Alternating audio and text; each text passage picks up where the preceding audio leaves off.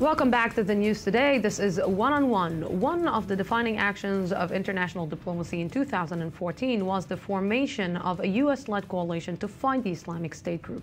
But as swiftly as it was formed, it has been criticized. In any case, the group of nations faces a massive and complex challenges in combating the group in Iraq and in Syria. To look at how and if that can be done, with me is Dr. Efrat Elron, an organizational psychologist specializing in peace support operations and multinational cooperation. Thank you very much for coming to the studio. Thank you for inviting me. So, you know, a lot of people criticize the international coalition to fight the IS, but as we saw last week, the fight in Kobani was a defeat for the coalition forces, and it seemed that although we criticized it, it's working, and I'm keeping the question mark. I think the way you phrase it is excellent. I mean, and this is the case with all coalitions. On the one hand, they'll always be criticized because somebody will not be happy, or many people will not be happy, because it's such a complex structure, and the nature of the beast is that it's a slow beast. The cooperation efforts are really difficult, some of them behind the scenes, some of them on the scenes. So there are a lot of reasons that we can go into more in depth later about why the criticism is there. On the other hand, if the leadership is a good leadership and the partnerships do take part, at least partially, for quote-unquote honest reasons, then you will see results. And definitely, I mean, what we've seen at the beginning, where there was a sort of a Mongolian, army invading the entire Middle East, what we feared of, that has stopped. So this rush no longer exists. So the fight is more contained now. And we have to look at it, again, from a perspective of what was here 6 months ago and 8 months ago and what's here now. So when we're looking, when the coalition forces gather together and they decide that they are going to fight, so what they take under consideration? They take under consideration the culture differences. They take under consideration that maybe they don't want to get into the mess that they got in Afghanistan and in Iraq, and maybe in this case it's a little bit different to let somebody else, which was part of the criticism, let somebody else fight on the ground. We are not putting boots on the ground. What is the steps that you're taking this time, unlike other times? Well, I think there was more preparation, also more knowledge on the side of the U.S. what a coalition is about, how to create it, and of course, what are the deficits or the things that are not working well in coalitions. So I think the U.S. comes from a more humble stance this time, which is good. I think it's learning that they did since Kuwait, since the invasion of Kuwait and the coalition there. And it's really complex operation. I mean, it takes a long time to understand what is at stake.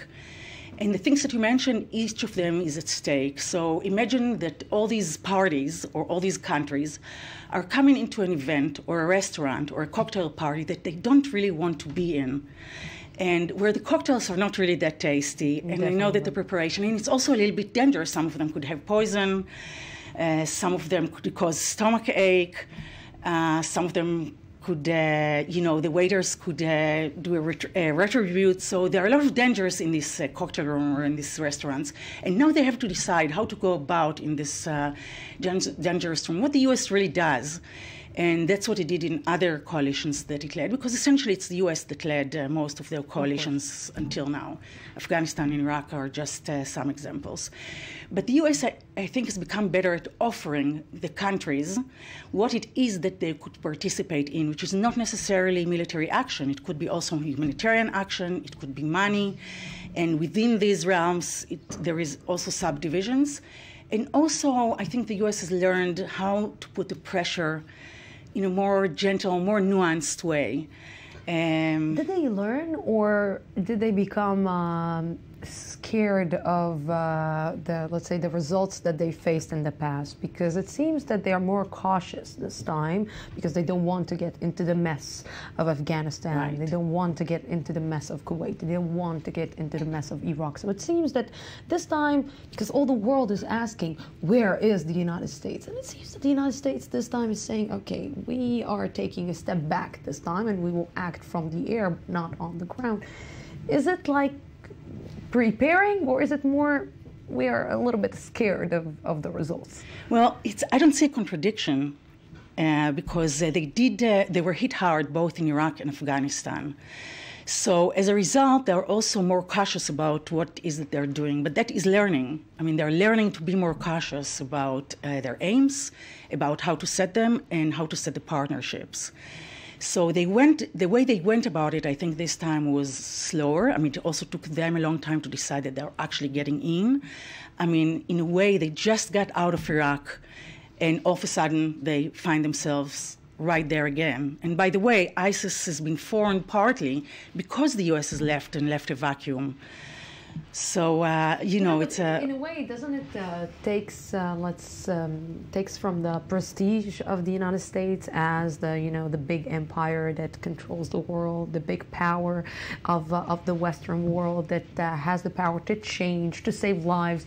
Isn't it taking, by being too cautious, taking from this prestige, and on the way you will see some other countries jumping to this let's say ship and saying, okay, I can take and be the captain right now, like Russia, like maybe France, like maybe United Kingdom in one way or another.